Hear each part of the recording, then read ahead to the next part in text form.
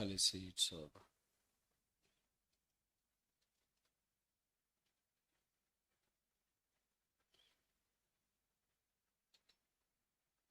మరియు స్తంభముగా నేను నిలిపిన ఈ రాయి దేవుని మందిరమగును, మరియు నీవు నాకిచ్చు యావత్తులో 10వ వంతు నిశ్చయముగా నీకు చెల్లించదునని మొరకుకొనెను.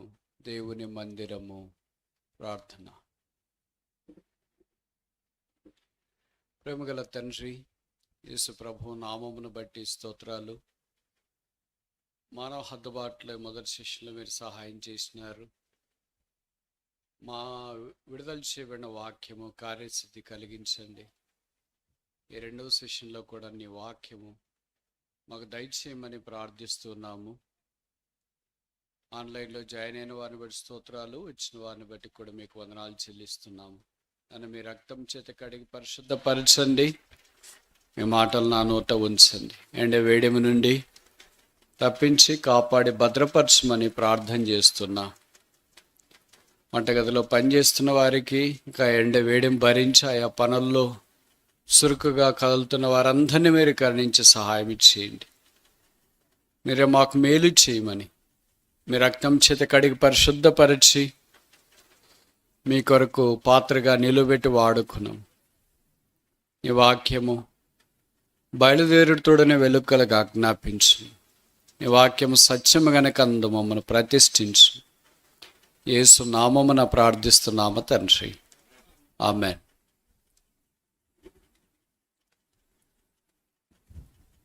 దేవుని మందిరము అనే గంభీరమైన మాటను ఆధారం చేసుకుని కొన్ని సంగతులు మనం నేర్చుకోవటానికి ఆరంభించున్నాం. మొదటి సెషన్లో జాకబ్ స్టోన్స్, యాకోబు రాయి. ఈ రెండవ సెషన్లో 28వ అధ్యాయము ఆదికాండంలో యాకోబు ఆ రాత్రి దేవునితో సందర్శించినప్పుడు చెప్పబడిన కొన్ని సంగతులు గ్రంథస్థం చేయబడుతున్నాయి. 18వ అధ్యాయంలో మన 18వ వచనములో ఇలాగ వ్రాయబడింది. ఆదికాండం 28:18. Genesis chapter 28:18. తెల్లవారినప్పుడు యాకోబు లేచి తాను తలగడగా చేసుకున్న రాయి తీసి దాన్ని స్తంభముగా నిలిపి దాని కొన మీద నూనె పోసెను. ఇప్పటిదాకా రాయి అనే మాట మనకు తెలియజేసే ఆత్మీయ అనుభవాల గురించి మనం కొన్ని చూసుకున్నాం. ఇప్పుడు రెండవది నూనె, జాకబ్ సాయిల్. యాకోబు దగ్గర రాయి అక్కడ దొరికింది, అది నూనె మాత్రం తను తీసుకుని వెళుతుంది. ఆ అడవిలో రాత్రిపూట నూనె ఎలాగొచ్చింది? నూనె మనకు జ్ఞాపకం చేసే సంగతి పరిచయం కదా. పరిశుద్ధాత్మ దేవుని యొక్క నడిపింపును అది మనకు తెలియజేస్తుంది. కనుక రోమాపత్రిక 8:14 అనుకుంటా, ఎందరు దేవుని ఆత్మ ద్వారా నడిపించబడదరో వారందరూ దేవుని కుమారులు అని రాయబడింది. నడిపించబడని వాళ్ళు ఎవరు మరి? డాష్ కుమారులు. నడిపించే వారు ఎవరు మరి? దేవుని కుమారులు. మనం మరి డాష్ కుమారులమా, దేవుని కుమారులమా? వెరీ గుడ్, మీరంతా దేవుని కుమారులే. ప్రభుకు స్తోత్రాలు. నడిపించబడని వాళ్ళు నడిపించబడే అనుభవంలోనికి రావాలని మన జ్ఞాపకం చేయబడుతూ ఉంది. సరే, వాక్యంలో ఇప్పుడు యాకోబు నూనె ఆ దినాల్లో, అంటే పాత నిబంధన దినాల్లో యూదులైన వారు లేదా ప్రజలు ఏదైనా ఒక స్థలం నుండి ఒక స్థలానికి ప్రయాణమై వెళ్తున్నప్పుడు మన మాదిరి ఆధునాతన ప్రయాణ సౌకర్యాలు లేవు కదా. ఆటోలు, షేర్ ఆటోలు కానీ, స్కూటీలు, బస్సులు, రైళ్ళు, విమానాలు లేవు కనుక వాళ్ళు కాలినడకనే ప్రయాణం చేసేవారు పేదలు. కొంతమంది గాడిదల మీద ప్రయాణం చేసేవాళ్ళు, ఇంకా బాగా డబ్బున్నోళ్ళు అయితే గుర్రాల మీద ప్రయాణం చేసేవాళ్ళు. విఐపి ఎంఐపీలు అంటే రాజులు, మంత్రులు ఇట్లాంటి వాళ్ళు రథాల మీద ప్రయాణం చేసేవాళ్ళు. అందుకే మనకు తెలుసు కదా, యాకోబు రావట కొరకై యోసేపు రథాలను పంపించినాడు. అలాగే అపోస్తుల కార్యాలు 8వ అధ్యాయంలో ఓ ఫినాన్స్ మినిస్టర్ కందాకే రాణి దగ్గర ఉన్న నపుంసకుడు రథముల మీద వచ్చినట్లు వాక్యంలో మనం చూస్తాం. కనుక రథాలు వారి ఔన్నత్యాన్ని, ఆర్థిక స్థితిమంతత్వాన్ని జ్ఞాపకం చేస్తున్నాయి. యాకోబుకి రథం కానీ, గుర్రాలు కానీ, గాడిదలు కానీ లేవు, కాలినడకనే ప్రయాణము. కానీ కాలినడకన ప్రయాణమై వెళ్ళేవాళ్ళు వాళ్ళ చేతులు ఎప్పుడు 2 తీసుకెళ్ళేవాళ్ళు. ఒక చేతిలో కర్ర, ఇంకొక చేతిలో నూనె. కర్ర ఎందుకంటే ఏదైనా జంతువులు, కీడు చేసే జంతువులు వారికి దారిలో అడ్డుపడితే ఆ కర్ర ద్వారా కొంత బెదిరించేది. ఇప్పుడు మనం కర్ర తీసుకునే వాళ్ళకి కొట్టం కదా, పశువులకు మనం కర్ర తీసుకునే వాళ్ళు ఏం కొట్టము. కర్ర దగ్గర ఉంటే కొద్దిగా భయపడతాయని. వీధిలో కూడా మనం వెళ్ళేటప్పుడు ఇప్పుడు ఎక్కువ కుక్కలు ఉంటాయి కదా, ఎక్కడ చూసిన మనుషుల కంటే. అందుకని ఆ కుక్కలు బెదరాలంటే ఏదో చేతిలో కర్ర అది ఇది ఉంటే కొద్దిగా బెదరుతాయని మనం కర్ర తీసుకుని వెళ్తూ ఉంటాం. అలాగే ఏదైనా క్రూర జంతువులు లాంటివి అడ్డుపడితే ఈ కర్ర ఉపయోగపడుతుందని వాళ్ళు కర్ర తీసుకెళ్ళేవాళ్ళు. రెండవది ఏంటంటే నూనె. అంటే పొరపాటున ఎప్పుడైనా దారిలో నడిచి వెళ్తుంటారు కదా, వాళ్ళదేమి ఇలాంటి నల్లరేగడి పొలాలు కాదు, నడిస్తే ఏం కాదులే అనుకోవటానికి. ఎగుడు దిగుడు కొండలు, గుట్టలు అటు ఇటు ఉండేదంటే మీకు పేరచెర్ల ఇలాంటివి ఉన్నాయి కదా, అలాగ మా చెర్ల ఆ ప్రాంతం అలాగ కొండలు అంతా ఉండే స్థలం. కనుక నడిచిపోయేటప్పుడు ఏదైనా రాయి తగిలి అలాగ బోర్లు పడితే గాయాలు అవుతాయి కదా. గాయాలు మోచేతికి మోకాళ్ళకి మొదట అవుతాయి. మనం ఎక్కడ పడినా, బండి మీద నుండి పడినా, మామూలుగా పడినా, ఎక్కడ పడినా ఏది అక్కడే. అందుకని గాయాలు అయిన తర్వాత ఫస్ట్ ఎయిడ్, ప్రథమ చికిత్స నూనెతో దాన్ని బాగా మర్దన చేస్తారు. కనుక వారు నూనె తీసుకెళ్ళేవాళ్ళ. ఒలివల నూనె కొన్ని ప్రత్యేకత ఏంటంటే ఔషధ గుణం ఉంటుంది, ఇన్ఫెక్షన్ రాకుండా కాపాడుతుంది, యాంటీ ఆక్సిడెంట్గా పనిచేస్తుంది, గాయం పెద్దదై సెప్టిక్ కాకుండా త్వరగా మానిపోవటానికి అవకాశం ఉంటుంది. అందుకనే వాళ్ళ నూనె తీసుకెళ్ళడం వాళ్ళకి సాంప్రదాయం. లేకపోతే ఇప్పుడు ఆన్లైన్లో ఆర్డర్ చేసుకొని రాత్రి అయినా నూనె తెప్పించుకొని ఉదయం రాత్రి మీద నూనె ఎప్పుడు పోయాలా? బయటికి ఏ ఊరికి వెళ్ళి ఏ షాపులో నూనె కొనుక్కొని వచ్చి మళ్ళీ దానికి పోయాలా? ఇవన్నీ జరిగే పనులు కాదు కదా. కనుక ఆయన తన దగ్గర ఉన్న నూనెను ఇప్పుడు ఆ రాతి మీద పోయటానికి వాడినట్లు వాక్యంలో చూస్తున్నాం. రాతి కొన అని తెలుగు బైబిల్లో రాశారు, మూల భాషలో రాతి తల. రాతికి కూడా తల ఉంటుందా? రాతికి కూడా కాళ్ళు ఉంటాయా? రాతికి కూడా పొట్టు ఉంటుందా? రాతికి కూడా చెవులు ఉంటాయా? బహుశా మరి గుంటూరు జిల్లాలో ఉంటాయో లేదు తెలియదు, కానీ రాయలసీమలో రాళ్ళు ఎక్కువ కదా, దానికి పేరే రాళ్ళసీమ. అందుకని ఇళ్ళు సాధారణంగా రాళ్లతోనే కడతారు, గ్రానైట్స్ అంటారు కదా, రాళ్లతోనే కడతారు. హై క్వాలిటీ గ్రానైట్ కదా, గ్రానైట్లో కూడా రకరకాలు ఉన్నాయి. మనుషుల్లో కూడా రకరకాలు ఎలాగున్నామో గ్రానైట్లో కూడా అలాగ రకరకాలు ఉంటాయి. లో క్వాలిటీ గ్రానైట్తో సాధారణంగా ఇల్లు కడతారు. ఇల్లు కట్టేటప్పుడు ఇటు పునాది వేసి గోడ కడతా ఉంటాడు. గోడ కట్టే మేస్త్రి ఉంటాడు కదా పైన, కింద ఎవరో రాయి అందించేవాళ్ళు, తర్వాత ఏదైనా సిమెంట్ అందించేవాళ్ళు, వాళ్ళంతా కింద ఉంటారు హెల్పర్స్. పైనుండి అడుగుతుంటాడు, ఆ పెద్ద రాయి ఇరా అని. సరే అది ఇస్తాడు. ఈ కడుపున్న రాయి అంటాడు. రాయి కడుపు ఏంటి? ఈ చెవులున్న రాయి ఇవ్వు అంటాడు. ఇవన్నీ మేము స్వతహాగా విన్నవే. అరే చెవులు ఎట్లా వచ్చేది, నీకు కడుపు ఎలాగొచ్చింది? ఆ తోకున్న రాయి రా అంటాడు. ఆ తోక ఎలాగొచ్చింది? ఆ తలున్న రాయి అని. తల ఎలాగొచ్చింది అని అంటే అలా కనిపిస్తాయి అవి. వాళ్ళకి తెలుసు, అడిగే ఆయనకి తెలుసు, ఇచ్చే వాళ్ళకి తెలుసు. మనలాంటి వాళ్ళకి ఇబ్బందిగా కనిపిస్తుంది. ఇప్పుడు ఆ రాత్రి నిలువబెట్టి దానిపైన తల మీద నూనె పోసినని వాక్యంలో మనం చూస్తాం. కనుక తల మీద నూనె పోయిట అభిషేకానికి సాదృశ్యం. దేవుని మందిరావరణములో ఆధ్యాత్మికమైన ఆత్మీయ అభిషేకాన్ని మనం పొందేవారిగా ఉంటాం. ఆయనే పరిశుద్ధాత్మ దేవుడు. మనం రక్షణ పొందిన వెంటనే సహవాసంలోనికి వచ్చిన తర్వాత దేవుని ఆత్మ ద్వారా నడిపించబడే దేవుని మందిరంలో చూస్తాం. అలాగే రక్షణ పొందిన వెంటనే పరిశుద్ధాత్మ దేవుడు మన హృదయంలో ప్రవేశిస్తాడు. పరిశుద్ధాత్మ దేవుడు ఒక వ్యక్తి, అమ్మ కాదు, అయ్యా. చాలామంది అంటుంటారు కదా, పరిశుద్ధాత్మ వచ్చింది పోయింది, వచ్చాడు వెళ్ళాడు, మాట్లాడింది కాదు మాట్లాడినాడు, నడిపించింది కాదు నడిపించినాడు. బైబిల్లో రాయబడింది కదా, యేసుప్రభువు అన్నాడు, నేను వెళ్ళిన తర్వాత ఆదరణకర్త వస్తాడు.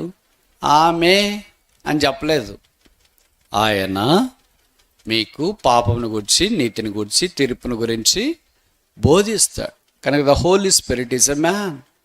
పరిశుద్ధాత్మ దేవుడు మానవుడు, అంటే దైవ మానవుడు. ఆయన పాపం లేనివాడు, ఆయన పేరే పరిశుద్ధాత్మ.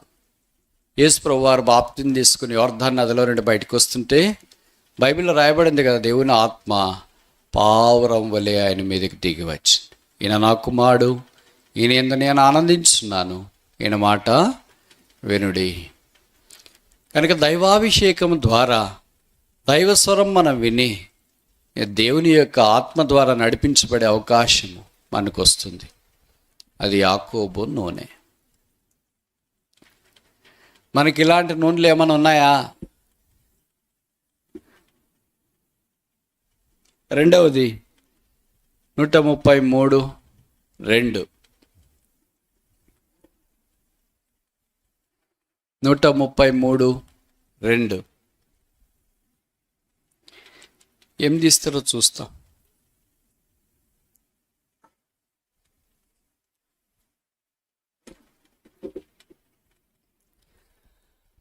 నూట 133:2 నేను చదువుతా, మీరు ఆలకించు.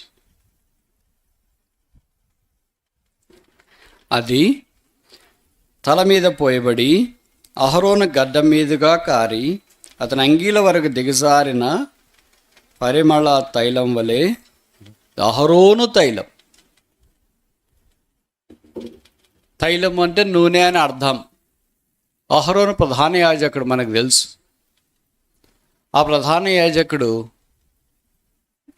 పాత నిబంధనలో దేవుని ప్రజల పక్షాన దేవుని సన్నిధిలోనికి వెళ్ళి బలులు అర్పించి దేవునితో మనల్ని సమాధానపరిచే అనుభవంలో కలిగిన వాడు.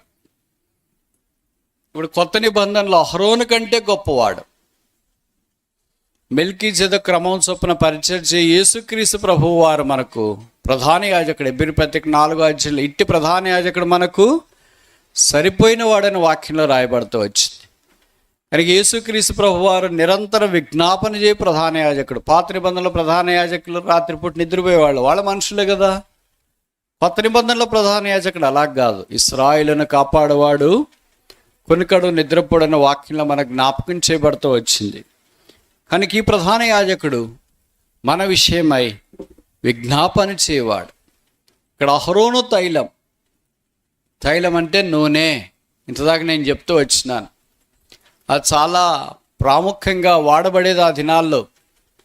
ఆ నూనె ఎంతో శ్రేష్టకరంగా ఆశీర్వాదకరంగా ఉండడం వాక్యం ద్వారా మనకు జ్ఞాపకం చేయబడుతుంది. కీర్తనల్లో 5 రకాలైన నూనెను గురించి ప్రస్తావించబడింది. అది మనం చూస్తాము. తర్వాత మనం ఏ నూనె చెప్పండి. ఏ నూనె అంటే వేప నూనె, కానక నూనె, గానక నూనె అట్ట కాదు. ఇక్కడ రాయబడిన నూనెలు వేప నూనె కాదు, కానక నూనె కాదు, గానక నూనె కాదు, తర్వాత ఇంకేంటి సన్ఫ్లవర్ కాదు, గ్రౌండ్ నట్ కాదు. ఇక్కడ దైవ సంబంధమైన సంగతులు రాయబడుతూ వచ్చినాయి. కీర్తనల్లో మొదటి మనం చూస్తామా, కీర్తనలు 45:2 Psalm 45:2 45వ కీర్తన 2వ వచనం నేను చదువుతా, మైక్ ఉంది. Psalm 45:2 7వ వచనం చదువుతా. 45:7 నీవు నీతిని ప్రేమించి భక్తిహీనతను ద్వేషించున్నావు, కావున దేవుడు నీ దేవుడే చిలికాండ్ర కంటే హెచ్చగనట్లుగా నిన్ను ఆనంద తైలముతో అభిషేకించున్నాడు. ఈ తైలం పేరేంటి? ఇది ఎక్కడన్నా మీకు దొరుకుతుందా మీ ఊర్లో? Oil of gladness.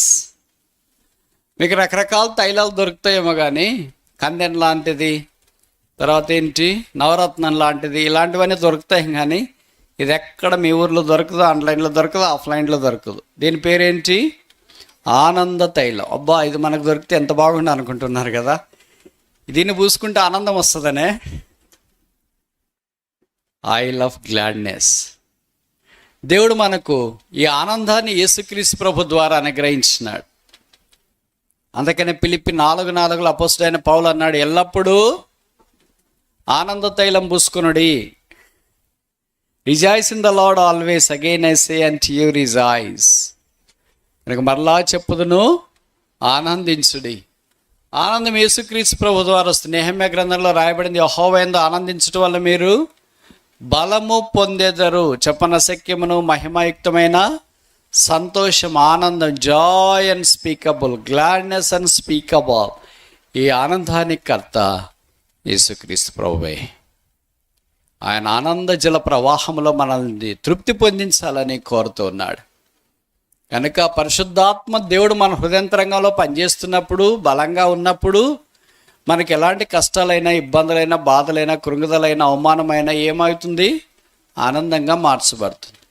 మనం దుఃఖంగా ఎందుకుంటామంటే అవి మనకి వచ్చినట్టే మనం తీసుకుంటాం. పరిశుద్ధాత్మ దేవుని మీద మనం ఆధారపడకుండా మనకు మనమే తీసుకుంటాం కనుక మనకు బాధ వేస్తుంది. మనకు ఆనంద తైలం దుఃఖ తైలం అయిపోతుంది. కనుక దేవుడు మనకు ఆనంద తైలం అనుగ్రహించినట్లు వాక్యాలు మనం చూస్తాం. రెండవది 89వ కీర్తన, Psalm 89 verse 20. 89వ కీర్తన 20 వచనం. నా సేవకుడైన దావీదుని నేను కనుగొని ఉన్నాను, నా పరిశుద్ధ తైలముతో అతను అభిషేకించున్నాను. ఏ తైలం? సమూయేలును అభిషేకించినప్పుడు ఈ విశేషణం చెప్పబడలేదు అక్కడ. తైలం అని మాత్రమే లేదా నూనెను మాత్రమే వాడబడుతూ వచ్చింది. కానీ ఇక్కడ ప్రభువు యాంప్లిఫైడ్ వర్షన్ చెప్పేటప్పుడు దావీదుని గురించి పరిశుద్ధ తైలము, హోలీ ఆయిల్. ఆయన తైలంలో కొద్ది కూడా ఈగ దోమ ఏముండదు. మామూలు మన కొబ్బరి నూనె అది ఇది పెడితే అన్నీ ఉంటాయి దాంట్లో మనం కూడా వేసుకుంటూ ఉంటాం. ఎందుకంటే వాటితో పాటు మనం కూడా. అది కలుషితమైంది కాదు, కంటామినేటెడ్ కాదు, అది పరిశుద్ధమైంది, స్వచ్ఛమైంది. అది అభిషేక తైలం. దావీదు వలె ఆయన మనల్ని కూడా అభిషేకించి ఆధ్యాత్మికమైన రాజులుగా వాడుకోవాలని, స్వీకరింపచేయాలని కోరుతూ ఉన్నాడు. అలాంటి అనుభవము మనదై ఉండాలని దేవుని యొక్క ఉద్దేశం. దావీదు వలె ఆ పరిశుద్ధ తైలం ఉన్నప్పుడు పరిశుద్ధతను బట్టి పాపాన్ని జయించి, అసహించుకొని, ఓడించి, ఎలుగుబంటి సింహం లాంటి జయించి, గొలియాత లాంటి వాడిని జయించి, అభిషాలోం వంటి వాడు ఎదురు తిరిగిన ఇతర తన చుట్టూన్న కొంతమంది సైనికులు ఆయన్ను రాళ్లతో కొట్టడానికి ప్రయత్నం చేసిన బైబిల్లో రాయబడిన దావీదు తన దేవుడైన యెహోవాను బట్టి ధైర్యం తెచ్చుకున్నాను. David encouraged himself in the lord. కారణం ఏంటంటే పరిశుద్ధ తైలాభిషేకం కలిగిన వాడు. మన ఆత్మ సంబంధమైన జీవితంలో పరిశుద్ధతే ఎన్నటిన్నటికి ప్రభు కార్యములకు అనుకూలమైనది అని మనం గుర్తించవలసిన వాళ్ళమై ఉన్నాం. మూడవది 92:10 కీర్తనలు 92:10. Psalm 92 verse 10. గురుపోతు కొమ్ము వలె నీవు నా కొమ్ము పైకెత్తితివి, క్రొత్త తైలముతో. ఏ తైలం ఇది? క్రొత్త తైలం అంటే ఫ్రెష్ ఆయిల్, ఇంగ్లీష్లో తాజా నూనె అని. తాజా అంటే చాలా ఇష్టపడతాం కదా మనం. బయట చేపలు అమ్ముతున్నారు అనుకోండి, చచ్చిన చేపలు ఇక్కడ అమ్మబడను, నిన్నటి చేపలు ఇక్కడ అమ్మబడను అని అంటే అక్కడికి ఎవరైనా వెళ్తారా? అది నిన్నటిదైనా ఏం రాసింటారంటే తాజా చేపలు అమ్మబడను అని రాసింటారు. ఏదైనా ఫ్రెష్ ఫ్రెష్ ఫ్రెష్ ఫ్రెష్ అంటారు, కానీ అది ఫ్రెష్ కాదు, అవుట్డేటెడే, పాడైందే, అంటే చెడిపోయిందే. భోజనమైన తర్వాత సామాగ్రి అయినా ఏదైనా బయట రాసిన బోర్డులు మాత్రం ఫ్రెష్ అని ఉంటాయి. పరిశుద్ధాత్మ దేవుడు ఎప్పుడు మనకు తాజాదనం ఇస్తాడు. మన మొక్కలు ఫ్రెష్గా ఉండకపోవచ్చు, కానీ కొన్నిసార్లు మనం నిద్రమత్తున్నప్పుడు అంటారు, ఏంటి చాలా నిద్రమత్తుగా ఉన్నావని. కొన్నిసార్లు ఇతరులు చూసి మనం, ఏంటి చాలా ఫ్రెష్గా ఉన్నావే, ఇప్పుడే లేచినట్టుందే అని. ఆ ఫ్రెష్నెస్ బహుశా మనం విశ్రాంతి తీసుకున్నాం కనుక వస్తుందేమో. అయితే ఇక్కడ ఇచ్చేది పరిశుద్ధాత్మ దేవుడు, ఆ క్రొత్త తైలం. ఆయన అంతా క్రొత్తగా ఉంటుంది. ప్రతిసారి ఆయన కొత్తగా మాట్లాడతాడు, కొత్త పేరు ఇస్తాడు, కొత్త నిబంధనలోనికి తెస్తాడు, కొత్త పాట మన నోట ఉంచుతాడు. ఆయన క్రొత్త తైలంతో మనల్ని అభిషేకిస్తాడు. ఆయనకు సంబంధించింది there'll no old nature in the Holy Spirit. పరిశుద్ధాత్మ దేవునిలో పాతది విస్మంతా కూడా ఉండదు. మన దగ్గర అంత పాతది ఉంటుందా, కొత్తది ఉంటుందా? పాత బట్టలు మొదలుకొని, పాత చెప్పులు మొదలుకొని, పాతవన్నీ అవే ఎక్కువ స్థలం ఆక్రమించుతాయి ఇంట్లో. ఎందుకని? కొత్తవి తక్కువ, పాతవి ఎక్కువ ఉంటాయి. ఎందుకంటే పాతవి పడే బుద్ధి కాదు, అందుకనే కొత్తవి రావట్లేదు. మనమేమనుకుంటామంటే కొత్తవి లేవు కదా, పాతవన్నా ఉండని అనుకుంటాం. అట్లా కుదరదు. మీరు పాతవి పడేసి చూడండి, కొత్త వస్తాయో రావు. నేను ఇలాగ చెప్పానని అన్నీ పడేయొద్దండి.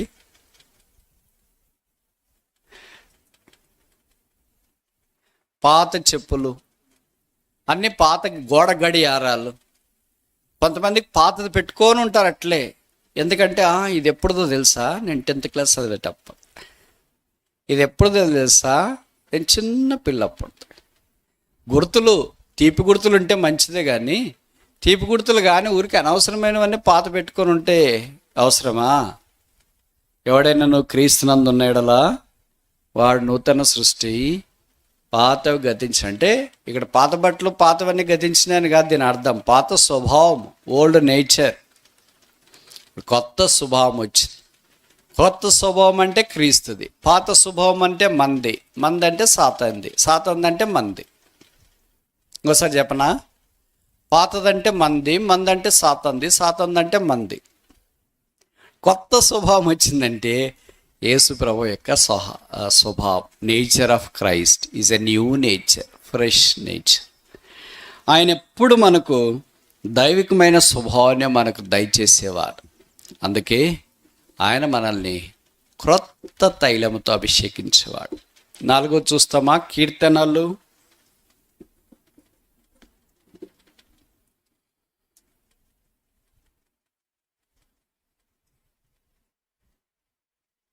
104:15.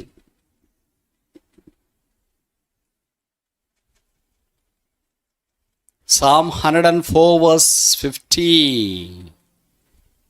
104 కీర్తన 15వ వచనం.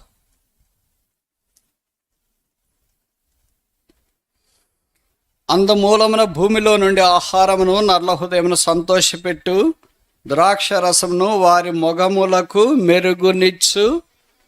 ఏ తైలం ఇది? మెరుగునిచ్చు తైలం. ఇంగ్లీష్లో షైనింగ్ ఆయిల్ అంట. నూనె అంటేనే మెరుస్తుంటుంది. మామూలు మనం ముఖం పెట్టుకున్నప్పుడు అంటే ఏంటి పౌడర్ కొట్టుకోకుండా నూనె పెట్టుకుని వచ్చినా అని. మరి పౌడర్ లేని వాళ్ళు ఏం చేస్తారు? నూనె పెట్టుకోక. పౌడర్ అయితే మెరపను కూడా తగ్గిస్తుంది, కానీ మీరు పౌడరే పెట్టుకుంటారు. నూనె అయితే ముఖం యొక్క మందత్వాన్ని కూడా తీసేసి మెరుపునిస్తుంది అంట. నూనెకున్న శక్తి అది. ద షైనింగ్ ఆయిల్, మెరుపునిచ్చేది. పరిశుద్ధాత్మ దేవుడు మన జీవితంలో మెరుపు లాంటి అనుభవాన్ని అనుగ్రహించి వాడుకోవాలని కోరుతున్నాను. ఎక్కడ చూసినా షైనింగ్ అంటే ప్రకాశించడం, వెళ్తురు. పరిపూర్ణ సౌందర్యం గల సియోన్లో నుండి ఆయన ప్రకాశించుచున్నాడు. ఈ షైనెత్ ఫోర్త్. ప్రకాశం అంటే ఉదయించే సూర్యుడు చూడండి, ఉదయించే కొలది ఇంకా కిరణాల యొక్క ప్రభావం, తీవ్రత ఎక్కువ అవుతూ ఉంది. ఆత్మ సంబంధమైన జీవితంలో కూడా మనం అలాగూ క్రీస్తు కొరకే ప్రకాశించే వారికి ఉండాలని కోరబడుతూ ఉన్నాం. ఇప్పటిదాకా 4 రకాల తైలాలు చూసాం. మొదటిదేంటి? ఆనంద తైలం, ఆయిల్ ఆఫ్ గ్లాడ్నెస్. రెండవది ఏంటి? హోలీ ఆయిల్, పరిశుద్ధ తైలం.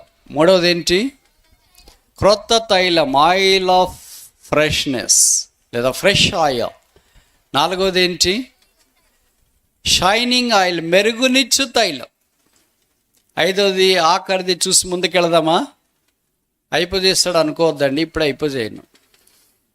133వ కీర్తన 2వ వచనం, Psalm 133 verse 2. 133వ కీర్తన 2వ వచనం 2వ వరుస. అతని అంగీల అంచు వరకు దిగజారిన పరిమళ తైలం. ఏ తైలం ఇది? పరిమళ తైలం. పరమగీతం 1వ అధ్యాయంలో చెప్పబడింది, నీ పేరు పోయబడిన పరిమళ తైలముతో సమానం. ఆయనే మన పరిమళ వాసన. Is our scented Christ.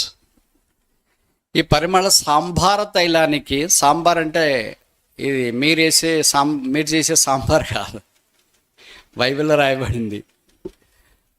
సంభార తైలానికి అది రకరకాల దినుసులు కలుపుతున్నట్లు వాక్యంలో మనం గమనిస్తూ ఉంటాం. ఈ పరిమళ తైలమే ప్రతిష్టాభిషేక తైలము అని పాత నిబంధనలో చెప్పబడుతూ వచ్చింది. ఇప్పుడు నేను అన్నీ మీకు జ్ఞాపకం చేయను, కానీ ఇవన్నీ కొత్త నిబంధనలోని పరిశుద్ధాత్మ దేవునికి పోలిక. No oil, no Holy Spirit. తైలము లేకపోతే పరిశుద్ధాత్మ దేవుడు మనకు కనపడు. కనుక ఈ తైలము పరిశుద్ధాత్మ దేవుని జ్ఞాపకం చేస్తుంది. ఇవన్నీ తైలాలు దేని కింద మనం చెప్పాం?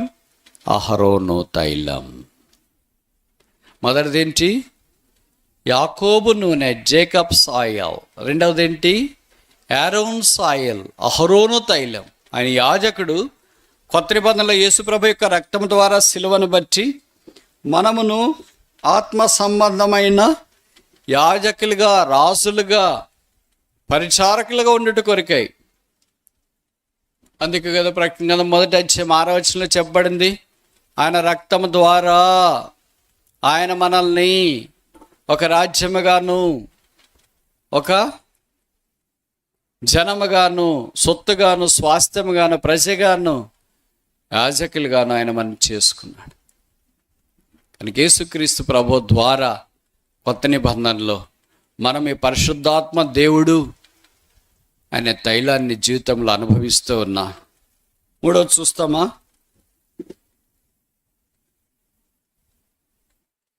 సమూయేలు మొదటి గ్రంథం 16వ అధ్యాయం 3వ వచనం. 1 Samuel chapter 16 verse 3.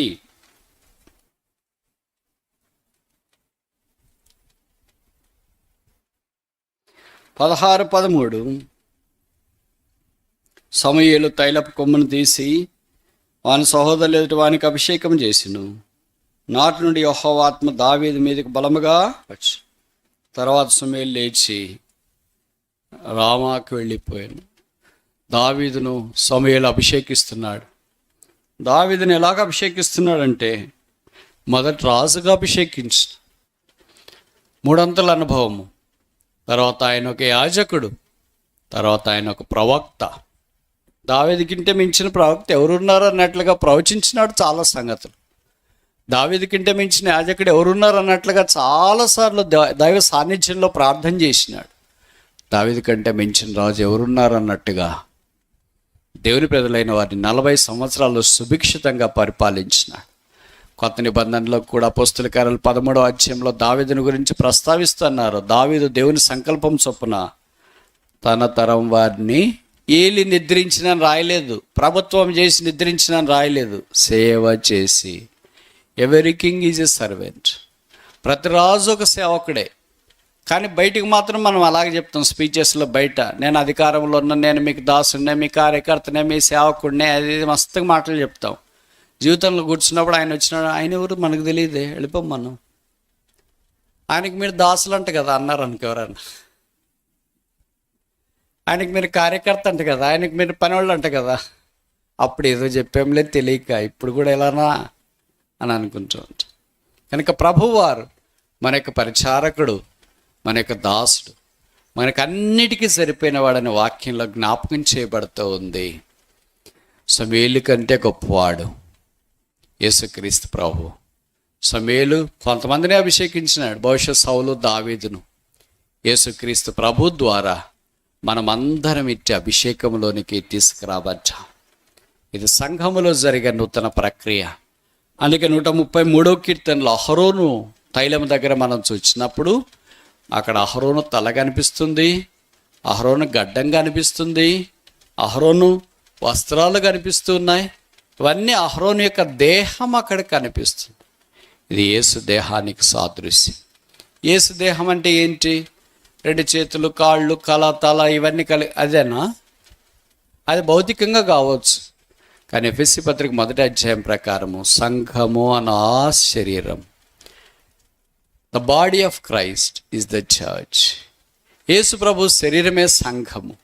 అదే కొత్త నిబంధన ప్రకారం దేవుని మందిరము, పాత నిబంధనలో ఆయన కొత్త నిబంధనలో దేవుని శరీరము, పాత నిబంధనలో దేవుని యొక్క మందిరం అని మనకు జ్ఞాపకం చేయబడుతుంది. అందుకే యేసు ప్రభు వారు తను అప్పగించబడే రాత్రి ఒక రొట్టెను తీసుకొని కృతజ్ఞతాస్తుతులు చెల్లించి, ఇది మీ కొరకై విరువబడిన అలిచిపోయారా, నా శరీరం, my body broken for you. కనుక దైవ మందిరం యేసు ప్రభు వారు విరుగొట్టబడడం ద్వారా కొత్త నిబంధనలో మనకు కలుగుతూ ఉంది. అదే కొత్త నిబంధన మందిరం యొక్క భాగ్యం. ఇప్పటిదాకా 3 రకాలైన తైలాలు మనం చూస్తున్నాం. మొదటిదేంటి? యాకోబు తైలం. రెండవదేంటి? అహరోను తైలం. మూడవదేంటి? సమూయేలు తైలం. ఇంక టైం అయిపోవచ్చింది కనుక 4వది ఒక్కటే చూసి మనం ముగిస్తాం. తైలము అన్న నూనె అన్న ఒకటే కదా, మీకు బాగా పరిచయం అనుకుంటా. లూకాసు వార్త 10వ అధ్యాయంలో కూడా మంచి సమరయుడు దొంగల చేతిలో కొట్టబడి కొర ప్రాణముతో విడువబడిన ఓ వ్యక్తి దగ్గరికి వచ్చినాడు. తన వాహనం దిగినాడు, మన గాయాలన్నీ చూసినాడు, తైలంతో దాన్ని అంతా బాగు చేసిన మర్దన చేస్తారు. తైలంతో ఫస్ట్ ఎయిడ్ కొరకు వాడతారు. అందుకే యెషయా 1లో చెప్పబడింది, ఎలాంటి రోగగ్రస్తులు అంటే వాళ్ళు అరికాలు మొదలుకొని నన్నెత్తి దాకా కొంచెమైనా స్వస్థత లేకుండా గాయాలు, పచ్చి పుండ్లు, పిండబడలేదు, కట్టబడలేదు, తైలముతో మెత్తన చేయవాళ్ళు. తైలానికి ఉన్న లక్షణం ఏంటంటే మెత్తగా చేస్తుంది. అందుకే కొంతమంది కొబ్బరి నూనె చేతులకి, కాళ్ళకి ఎందుకు పూసుకుంటారంటే కొంతమంది స్కిన్ చర్మం వెంటనే ఎండిపోతుంది, డ్రై అయిపోతుంది. ఆ ఎండిపోతే వాళ్ళకి ఏమవుతుందంటే నొప్పి వస్తుంది, బిగిసిపోతుంది కదా. అది ఎండిపోకుండా ఉండటానికి కొరకే పూసుకుంటుంటారు, అంటే మెత్తన చేస్తుంది, మాయిశ్చరైజర్. అలాగే యేసు ప్రభు కూడా మన జీవితాన్ని గట్టిపడిపోతే ఏమవుతామంటే నష్టపోతాం. అందుకని ఆత్మీయంగా మనల్ని మెత్తన చేయటానికి ఆయన అనేక సాధనాలు వాడుతూ ఉంటాడు. 4వది చూసి ముగిస్తామా? మనందరికి పరిచయమైన ఒక సంగతి, మత్తయి సువార్త 25వ అధ్యాయము. 10 మంది కన్యకులు ఉన్నారు, 5 మంది బుద్ధి కలిగే వాళ్ళు, 5 మంది బుద్ధి లేని వాళ్ళు. ఎందుకు వాళ్ళకి బుద్ధి లేదు? నూనె లేదు, వాళ్ళు తీసుకెళ్ళలేదు. నూనె లేకపోతే వాళ్ళు, నూనె తీసుకెళ్తే ఎవరు? కనుక నూనె ఏం డిసైడ్ చేస్తుంది బుద్ధి ఉందా లేదా అని. ఇంట్లో వాళ్ళు ఎవరైనా వాళ్ళని అంటారు కదా, భార్య భర్తలు పోట్లాడుకునేటప్పుడు కూడా ఫస్ట్ వచ్చే మాటలు ఇవే, అసలు నీకు బుద్ధి ఉందా, తెలివి ఉందా అని అర్థం. నాకు తెలివి ఉందా అని నువ్వు అంటున్నావు అంటే నీకు అసలు ఉందా అని. అట్లే వాళ్ళు పోట్లాడతారు. ఇంకా నాకు బుద్ధి లేక నేను చేసుకున్నా అంటే సేమ్ నేను కూడా అట్లే. నేను చేసుకున్నప్పుడు నా బుద్ధి గడ్డి తినటానికి పోయింది, నెబుకద్నెజరు పోయినా, సేమ్ నాది కూడా అట్లే. కనుక బుద్ధి ఉందా లేదనేది ఎలాగ డిసైడ్ చేస్తున్నారంటే నూనెను బట్టి. నూనె తీసుకెళ్ళిన వాళ్ళు సిద్ధులలో, బుడ్డీల్లో నూనె తీసుకుని వెళ్ళిన వాళ్ళు బుద్ధిమంతులు. నూనె లేకుండా చూస్తాంలే, చేస్తాంలే, ఎంతసేపు అయిపోద్దిలే అనుకొని వెళ్ళిన వాళ్ళు బుద్ధి లేని వాళ్ళు. దీపాల్లో నూనె ఉంది అంటే ఎక్స్ట్రా, బుడ్డీలు అంటే ఏంటంటే ఎక్స్ట్రా తీసుకెళ్తాం. దీపంలో అయిపోతే బుడ్డిలో దాంట్లోకి పోయటానికి. అది వద్దులే అనుకున్నారు మనవాళ్ళు, ఎందుకంటే ఇంత అయిపోతుందా అని. ఇప్పుడు మీ భాషలో కరెక్ట్గా చెప్పనా మీకు అర్థమయ్యేటట్లు, మీ మొబైల్ ఛార్జ్ చేసి ఉంటారు కదా, ఛార్జింగ్ ఫుల్ అని వస్తుంది కదా. మీ మొబైల్ ఎక్కడైనా తీసుకెళ్ళేటప్పుడు దాంతోపాటు ఇంకోటి తోక మాదిరి తీసుకెళ్తారు. ఏంటది? ఏమంటారు? పవర్ బ్యాంక్ అంటే పెద్ద పదం పెట్టేశారు. ఎందుకు పవర్ బ్యాంక్ తీసుకెళ్తారు? మీరు ఎక్కువ వాడతారు కనుక, సోషల్ మీడియాలో యూట్యూబ్లో ఎక్కువ ఉంటారు కదా, బ్యాటరీ తొందరగా డౌన్ అయిపోతుంది కదా. మా మాదిరి ఉడికే ఫోన్స్ కొరికే వాడేవాళ్ళకైతే అదేం కాదు. ఈ వాడేటప్పటికి ఆడియో, వీడియో, ఇవన్నీ ఫోటోలు ఇవన్నీ చేసేటప్పటికి బ్యాటరీ తొందరగా డౌన్ అయిపోతుంది. డౌన్ అయిపోయినప్పుడు మనం ఎక్కడో ఉంటే అక్కడ ఛార్జింగ్ ఫెసిలిటీ లేదనుకో, అప్పుడు కష్టమవుతుంది. మన ఇంట్లో వాళ్ళు ఎవరైనా మనల్ని కాంటాక్ట్ చేయాలనుకుంటే మన ఫోన్ ఆఫ్ అయిపోయి ఉంటే, అది భార్య భర్త అంటే ఇంకా పెద్ద గొడవలు అవుతాయి. అందుకని ఏదో చిన్నపిల్లలు అయితే పర్వాలేదులే అనుకుంటారు. ఇప్పుడు ఏం జరుగుతుందంటే, ఈ పవర్ బ్యాంక్ను బట్టి దానికి కనెక్షన్ ఇస్తే తిరిగి పవర్ వచ్చేస్తుంది. అలాగే బుద్ధి లేని కన్యకలు వారు డ్యూటీలతో పాటు, డ్యూటీల్లో నూనె ఉంటుంది, నూనె ఉంటేనే కదా డ్యూటీ ఎలగతా ఉంటుంది. డ్యూటీలో నూనె ఉంది కానీ దేంట్లో నూనె లేదు. దేంట్లో లేదమ్మా? పవర్ బ్యాంక్లో లేదు. పవర్ బ్యాంక్ తీసుకెళ్ళలేదు అసలు వాళ్ళు. ఎందుకంటే ఈ నూనె సరిపోతుంది లేనా అనుకున్నారు. కానీ బుద్ధి కలిగిన వాళ్ళు ఏం చేశారంటే, వారి డ్యూటీలతో పాటు బుడ్డీలో కూడా నూనె వాళ్ళు తీసుకెళ్ళారు. అంటే సర్ప్లస్ కూడా తీసుకెళ్ళారు. చూస్తాం ఎట్లా వస్తుందో తెలియదు. పవర్ బ్యాంక్ ఉంటే మంచిదే కదా, బరువే అంతే, అంతకు తప్ప ఇంకేం లేదు కదా అని తీసుకెళ్ళారు.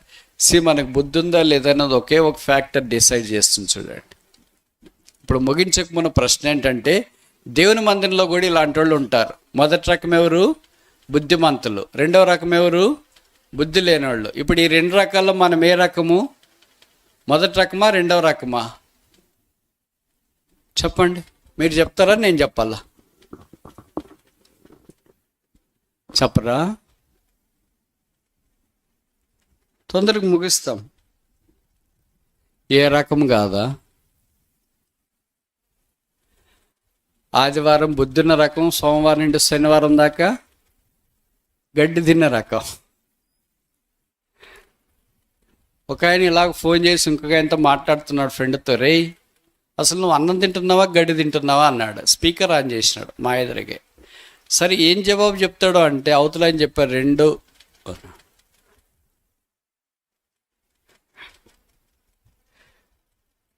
స్ట్రేంజ్ ఆన్సర్ కదా ఇది. సాధారణంగా ఎవరన్నా తిట్టేటప్పుడు ఇది అంటే, నువ్వు అన్నం తింటున్నా గడ్డి తింటున్నారా అని తిట్టేటప్పుడు అంటే ఏదో మౌనంగానే ఉంటారు. ఇప్పుడే దాని సంగతి ఎందుకులే, సంగతి విషయం ఏంటో చెప్పు అట్లన్నా మాట్లాడతారు. అవతలే నేను చెప్పడం రెండు అన్నాడు. అంటే మరి ఆదివారం అన్నం తిని సోమవారం నుండి శనివారం దాకా వేరే తింటున్నాడో మనకు తెలియదు. అలాగే మనకు కూడా బుద్ధి ఆదివారం ఉన్నంత దాకా అబ్బా దేవుడు, వాక్యము, పరిశుద్ధాత్మ దేవుడు అని అనుకుంటామేమో. సోమవారం నుండి మెల్లమెల్లగా పరిశుద్ధాత్మ దేవునితో మనకు కనెక్షన్ తగ్గిపోతుంది, నూనె లేకుండా అయిపోతుంది. బట్ ఈ నూనె ఊరికే ఫ్రీ, ఉచితం. దానే మనం వెల ఇచ్చి కొనాల్సిన పని లేదు. యేసుక్రీస్తు ప్రభు వారు ఉచితం, పరిశుద్ధాత్మ దేవుడు ఉచితం. దానికి ఏమైనా వెల ఇచ్చినామా? ఇప్పుడు పరిశుద్ధాత్మ దేవుడు మనల్ని నడిపించేటప్పుడు వెల ఇస్తున్నామా? ప్రతిదానికి మనం వెల చెల్లిస్తాం కదా ఈ లోకంలో. కానీ పరిశుద్ధాత్మ, Holy Spirit is free for us. యాకోబు దేవుడు మనల్ని ఈ దినాన తన మందిరావడములు అలాగ నడిపించాలని కోరుతూ ఉన్నాడు. బుద్ధిగల కన్యకల వలె ప్రభు దినం రాబోతున్నాడు. ఆయన కొరకు ఎదురు చూస్తూ పరిశుద్ధాత్మ ద్వారా పురికొల్పబడుతూ మన దీపాలు వెలిగిస్తున్నామంటే అర్థం ఏంటి? అగ్గి ఉంది, నిప్పు ఉంది, స్పార్క్ ఉంది అని అర్థం. వెలగట్లేదంటే అర్థం ఏంటి? స్పార్క్ లేదు, నిప్పు లేదు, అన్నీ మంట ఆగిపోయింది, బూడిద వచ్చింది. అది వెలిగించాలంటే ఇంకా కష్టమే. మధ్యాహ్నం ప్రభు మనల్ని దర్శిస్తుండగా యేసు యొక్క రక్తమును బట్టి కడగబడి, శుద్ధీకరించబడి, శిలువ ద్వారా వెలిగించబడి పరలోక రాజ్యము కొరకు ఎదురు చూస్తూ ఆ ప్రభువారు దినాన్ని రాబోతున్నాడు. ఆయన మనం ఎదుర్కొననై ఉన్నాం. ఆయనతో పాటు మనం సదాకాలం ఉంటాం. ఆ బుద్ధిగల కన్యకులు పెళ్లి కుమారుని ఎదుర్కోవటానికి వెళ్ళారు. ఇదిగో పెళ్లి కుమారుడు వస్తున్నాడని శబ్దం వారికి వినబడింది. బైబిల్లో రాయబడింది. వారు లోపలికి వెళ్ళారు. పెళ్లి కుమారుడు తలుపేసినాడు. ఆ తర్వాత బుద్ధి లేని కన్యకులు వచ్చినారు. అయ్యా అయ్యా అయ్యా అయ్యా అయ్యా అయ్యా అయ్యా అయ్యా అయ్యా. వాళ్ళు అలాగే బయట అయ్యా అయ్యా అంటేనే ఉన్నారు. మీరెవరో నేను ఎరగను. ప్రభువు మనల్ని రక్షణ చేత అలంకరించి, బైబిల్ ఇచ్చి, వాక్యం ఇచ్చి, సహవాసం ఇచ్చి, సంఘం ఇచ్చి, ఇక్కడ దాకా మనల్ని తీసుకుని వచ్చినాడు.